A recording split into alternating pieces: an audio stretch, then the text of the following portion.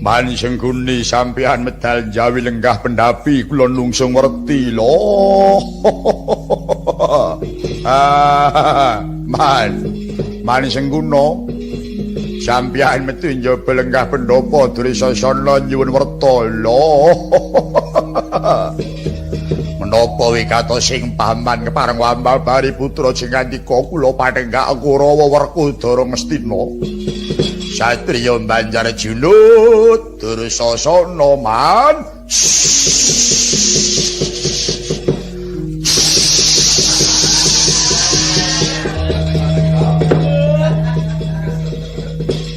Cengkok amu kuwi lho. Ing atase ngeses kok nganti mripate iki tok mung putih tok. Pados mantep kok man. Wis, aku wis krungu olehmu ngeses. Werkudara Ngastina kok man. Iya. Sak karepmu olehmu golek dapukan Werkudara Ngastina ya kena. Pancen gagahmu ya padha. Brengos godhekmu galak wulumu ya padha, mung tekone sing ora padha. Lala, baik. Baik Sulimin. Baik Sulimin. Kowe tak patak watu raimu. Jenengku ki sapa? Jenengku ki Sengkuni ya, utawa Suman kok Sulimin. Sulimin iku kancane Utuk Durmagati.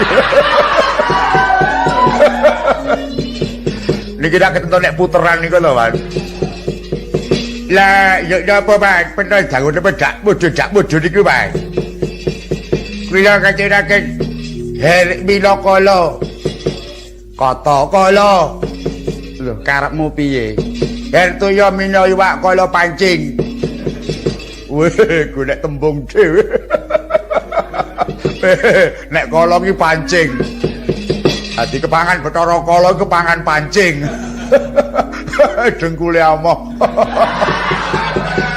Golek jeneng sakarepe dhewe. Ora manut bau sastra. Sastra Tugiya.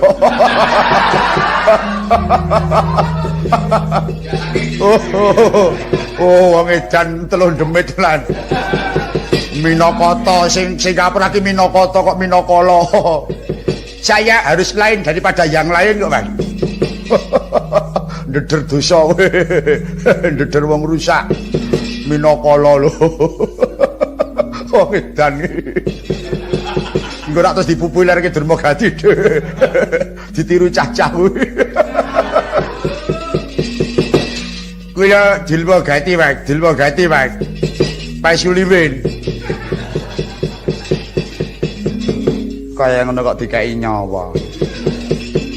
Kula ngaturaken pangabekti paman saha kula nyuwun dawuh. Paturi mbabari putra jengandika kula satriya Tirta tinalangpun Kartamarma. Kula nyuwun dawuh paman putra jengandika pedhanyangan Bambang Swatama. Man.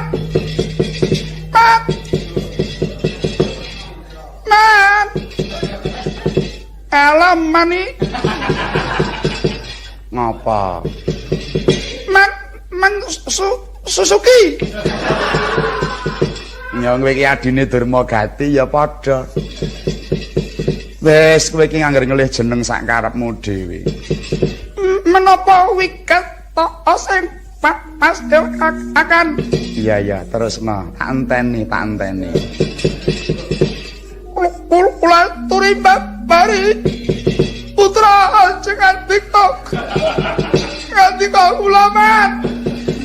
Loh, kok malah nangis? Niki bar kepaten kok. Mula dheweke isih susah pawon. Bar kepaten kiri ini kok lho. Nek dipendhem ngoten genah. Bareng mati dibelah terus dienggo lawuh. Wah, mula kok anggere sore gereng wae. Paturi bapake putra jejekana kula. Urung rampung ta iki, Mang. Kula putra Cingantika satriya carang manis andara Mas ngabehi jaya Citrasari Man nyadong dawuh. Citrasari karo Man ki aja digandeng. Sirung ora ngerti rak dikira jenengku iki Citrasari Man. Wis aja padha saur manuk. Kulup Dursasana, loan ingkang rinumpaka ana pasewakan mung kajaba. Kengeyangi ngetal kandha Sang Reksi Bisma paring sabda tama marang Keng Raka. Kang surasane dina iki kengeyang dawuh supaya Pandhawa nggone nglakoni pahukuman tumuli diboyong kundur marang Praja Ngamarta. Mongko manut petung wis ndungkap 12 taun kurang 5 dina. Nggih. Keparenging Sang Premban didhawuhi mboyong bali marang praja. Sinuwun Prabu Duryudana kasdu nampa sabdaning kengeyang ngetal kandha dina iki lumantar Keng Paman. Aku ingkang pinatah manjinging wana kamiyaka nemoni marang para Pandhawa perlu bakal ndak dherekake kundur marang Praja Ngamarta. Nanging bareng tak surasa jebul pengendikaning Sinuwun mau mung mengko sasmita. Aku kudu tanggap ing sasmitaning Sinuwun. Sasmita pripun? Tata gelar paring dawuh didhawuhi mboyong bali. Ning saktemene iku sasmita, aku kinanyengkake pati ning Pandhawa. Awit yen Pandhawa kuwi ora mati, iku mujudake kliliping Kurawa. Oh, lah niku. Sing marake mboten tentrem nek ngeten niki. Dawuh saka dhuwur tumiboten sampeyan kok ora cocok kalih dawuhe. Dawuh Ken boyong tekan mriki kok dienggokke Ken mateni sabab sasmita lho. Kula niki nganti risi ngrungokke tembung sampeyan niku. Anggere apa-apa titik nganggo waton sasmita. Jamban nggih ngoten, Dursasana. Iki ana sasmita kendel isi wedhus iki piye? Kira-kira metune 3-8 lho. Lah tekan nomor perkara kendel kali wedhus aja kok. Ah. Apa-apa kok sasmita. Sampeyan dhisik iki dawuh, lho iki aku entuk sasmita le kon rabi bocah lho. Sasmita napa? Walu amah kok sasmita. Mung arep nuruti karepe paimbin iku sasmita. Lho, iki aku iki paring dawuh apa anane? Sasmita gombal. Ae padune sampeyan ku gething kalih Pandhawa ngoten ora ampun. Ken mateni Pandhawa. Oh alah man. Sampeyan cetha mboten ate buka kitab suci kang mengkupi wulang. Aja to sing mateni wong liya ora dosa. Mateni awake dhewe neraka cadhangane lho niku. Ayah neraka ki nggone ngendi, Dik? Kaya ruru. Lho, aku lho wong iman kok, Man. Akhire wong iman percaya mesti niku. Rukun iman niku enten 6 lho niku kula percaya kabeh. Ora perlu dadak ngronce sumuci suci. Angger tembung sak tembung nganggo waton yen ngene iki luput. Wangune. Oh, aku niku ngelingke kok. Wadine nek pancen mang tindakke nggih monggo wong bejo cilaka niku disandang dhewe. Ning pun kula titeni sing minterke wong bodho, sing nguwatke wong ringkih niku jane malah sampeyan kali Kakang Duryudana dhewe niku. Pandhawa niku dhisik jane bodho, ning kerep dicoba Kurawa suwe-suwe dadi pinter. Pandhawa biyen niku wong ringkih, ning kerep dicoba Kurawa malah dadi wong kuat lho niku. Kaya ngono ora dielingi. Oh, alah man, mula to ora duwe guwaya padhang. Lah wong atine teng celekuni. Mula polatane mboten tau sumeh. Polatane ora tau berak. Peratan mung polatan mung dlurek. Kalih nyelekudis. Mung sabab niku gegambarane jerohane dhewe. Dursasana. Aku ki ommu lho. Anggapmu apa kok kowe kok ngumbar rembug sak karepmu dhewe. Kowe kuwi anake Mbak Yu. Aku ki wakile wong tuamu. Anggapmu apa kok kowe kok arep nyelekutak karo pakmu cilik. Bajulene kaya sampeyan ku nggunani napa? Ora tau meneh. Nyelekutis. Ya wis sak karepmu. Kowe ngunek-unekke aku padha karo nyuda dosa. Ah, suda napa malah tambah niku. Pun Mang Titel mawon nek padha uripe. Sok padha-padha matine rak malah mayar kula timbang sampean. Sok nek kula mati tenan. Sok mau kula murcet king raga niku kaya narik benang tenggen glepung nika. Mayar. Oh. Nek sampean wong agak-agak men 7 dina suwene. Oh, Titel mawon. Sendal metu lebokke neh. Sendal metu lebokke meneh. Nek urung ati babak sok maneh urung disendal kali sing gawe urip. Tur sih cilaka melih le mlaku. Oh, saka kowean dosa kepleset oleh nguwet siratal mustaqim. Kira-kira ladina, weh, tutuke. Wis ora perlu dadak ngurunci rembug bakune ayo. Sapa sing padha kelawan penggalihku budal bareng saangkatku. Mlebu nyang alas kamyaka nyirnake Pandhawa. Ewadene sing ora nyocoki karo tembungku. Lan ora kepareng mangkat bareng sak langkuku. Yen perlu tapak asma kene tak unggahake ngersaning anak Prabu. Rumangsane dipikolahake kamukten kok arep nukarta dawuh ingkang paman ki anggepmu apa? Nggih. Kula niki malang kaya dementang kaya gendhewa mboten wurung nggih mung melu. Ajeng kula tonton mawon. Ning adat sing empun angger budale niku pun sang watak sing mboten apik niku wadane sok enten dalan akeh sambil kalane. Nek ora ketabrak montor ya sambar gelap. Tembunge oleh elik-elik. Dirungokke wong akeh kok kasare wong. Baca tanya kok kula niku kali sampean niku. Wo, lumrah ngoten Kurawa niku mboten ngangge sengkuni niku mbejane malah seneng kula niku. Ya wis sak karepmu. Dadi aku ora nyangkai kowe seneng ya kowe. Urip mau sesuk nglenggahi pelenggahku kowe. Oh lho. Gentelane nggih padha mawon, Man. Swatama nuwun wonten dawuh metu wonten jaba. Marintahna bocah carangan sora genen stablan perang tandang jaga bila Rajakwasi Singanagara. Pedhang abang kinten marangi bedhil buntet kinten ngoroki kula ana ninggi. Natapa tengara bendhe kaping 3 pisan dandan pindho nglumpuk ping 3 bodol. Lan babar pisan kuwi dadi cucuke laku parmadal ngurmiyini paman. Tansah nembah kang piniji Sang Swatama sikra medal undang wadya pala mangku hormat kang para wadya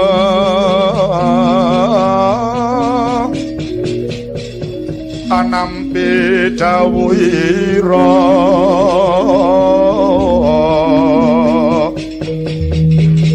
kan wonten kang samya kantun amung nenggo bendhe bidang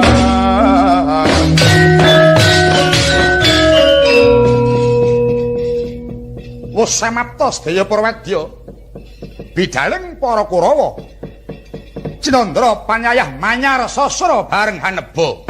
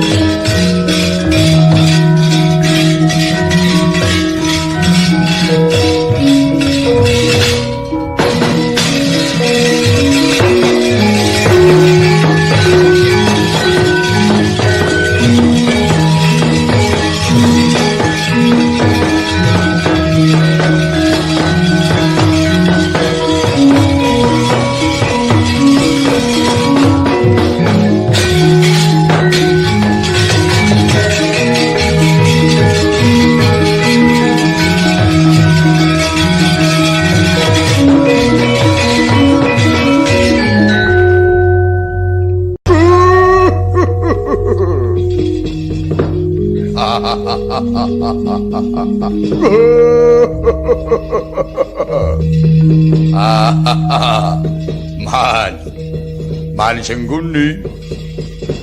Sengguni sampeyan medal jawi lenggah pendapi kula nungsung werti lho.